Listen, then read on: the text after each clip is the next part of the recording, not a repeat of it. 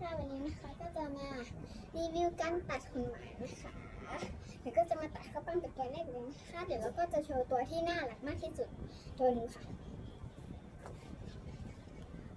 นี่เลยค่ะนี่ชื่อว่า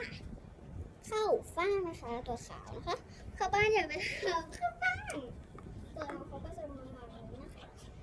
เดี๋ยวเราก็จะปล่อยน้องเขาไปเล่นนะคะแล้วก็จะมาสืบสวนข้าวปั้นนะคะ หวังข้าวปั้นลาย ใช่เพราะว่าข้าวปั้นโดนกัดไปเยอะนะคะเดี๋ยวเราก็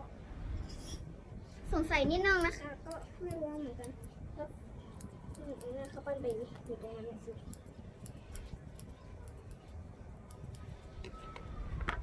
แม่เดี๋ยวจะให้นายเอ็นนะคะ ให้เน่นจะหันหน้าข้าวปั้นไปอยู่ที่กล้องนะคะเน่นหันหน้าไปอยู่ที่กล้องให้หน่อยหน้าข้าวปั้นอะข้าวปั้นไม่เห็นหน้าเลยอ่ะคุณผู้ชมอยากเห็นหน้าใช่ไหมคะเดี๋ยวสักแป๊บหนึ่งเดี๋ยวข้าวปั้นก็หันไปเองค่ะเดี๋ยวตัดขนเสร็จเดี๋ยวเราค่อยโชว์หน้ากันได้นะคะ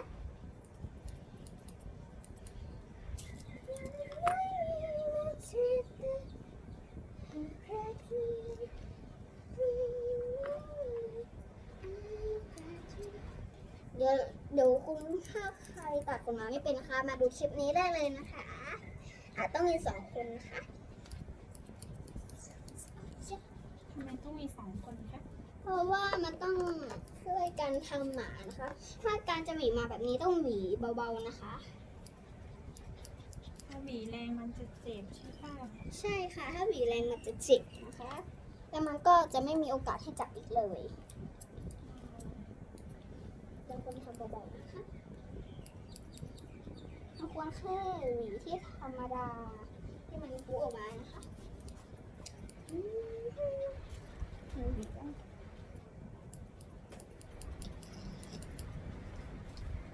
ขอนั่งก่อนนี่นะคะเดี๋ยวเราก็จะมาหวีข้างหลังข้าวปั้นก่อนนะคะต้องหวีเบาๆนะคะนี่เลยถ้าทุกคนอะไรแบบนี้นะคะ แล้วก็ห้ามใครอาบน้ำหมาไม่เป็นนะคะรอชมคลิปหน้านะคะให้ถึง100 Subscribe นะคะ เดี๋ยวเราก็จะมาถ้าถึง100 Subscribe นะคะ เดี๋ยวเราก็จะมาทำอัดคลิปการอาบน้ำหมานะคะ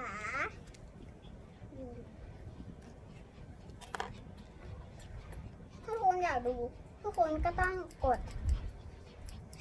ไลค์ให้ถึง100 Subscribe นะคะ เดี๋ยวเราก็จะทำเลยนะคะ แต่ว่าต้องรอตอนที่เราไปโรงเรียนเสร็จแล้วก็มาอาบน้ำนะคะนี่หมาเนาะเพราะว่าไปโรงเรียนด้วย เพราะว่าอาจจะไม่มีเวลาอาบน้ำหมาไม่เชื่อนะเอ็นอาบน้ำหมาเพราะว่ามันไม่ค่อยมีเวลานะคะเอ้ยขนฟูขนฟูขนฟูขนฟูขนเข้าบ้านฟุ้ง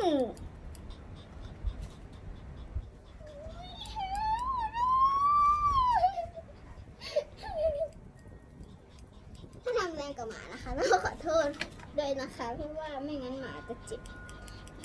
แล้วหมาก็จะไม่รักเลยนะคะอย่างเช่นเขาสวยอ่ะไม่ให้น้องนาอุ้มเลยสักนิดเลย ทำไมอ่ะ ไม่รู้เพราะว่ามันไม่ให้น้องนาอุ้มโอ้ขอโทษเอ้ยอะไรอ่ะ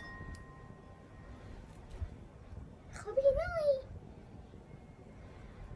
ปาดคุณอยู่นิ่งๆนะคะคุณ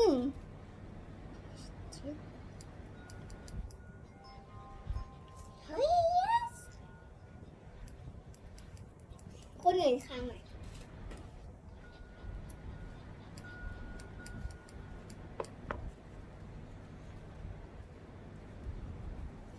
นี่เดี๋ยวเราก็จะมาโชว์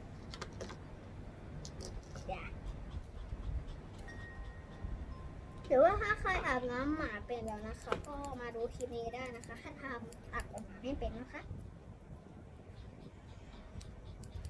เดี๋ยวก็จะโชว์น้ำหอมหมานะคะ แล้วก็โลชั่นหมานะ เดี๋ยวก็จะโชว์ตัวนี้เลยนะคะ เดี๋ยวเราเอาบีไว้ก่อนไว้อยู่ต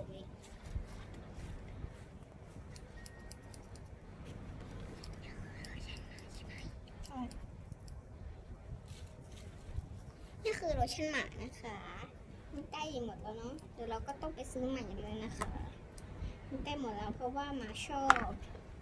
มันเป็นอะไรนะแล้วก็จะมารีวิวน้ำหอมของหมานะคะซื้อยี่ห้อนี้เลยกลิ่นหอมมากคือแบบหอมจริงๆนะหอมฟุ้งเลยอ่ะเนี่ยยี่ห้อเนี้ยหอมมากคือแบบหอมมากๆเลยอ่ะหอมมากเปิดออกมาฉีดมาปุ๊บหอมแล้วก็จะมาชวน ไป กัน แล้วนะ ก็จะมาชวนกันเลยค่ะ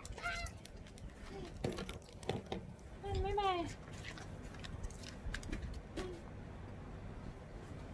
เดี๋ยวเราก็จะโชว์อันปังนะคะนิวคุณอันปังอยู่ไหนแป๊บนึง แบบนี้ใครก่อนดีเข้าข้างก่อนก็ได้นะ